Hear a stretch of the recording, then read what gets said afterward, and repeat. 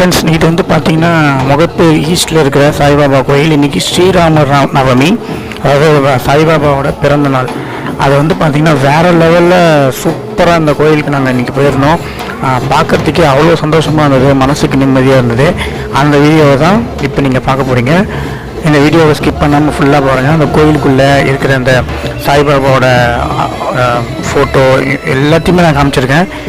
சாய்பாபா இதுலேருந்து நீங்கள் வந்து வணங்கிக்கலாம், சாய்பாபாவோட அருளை நீங்கள் பெற்றுக்கலாம். பார்த்து என்ஜாய் பண்ணுங்கள்.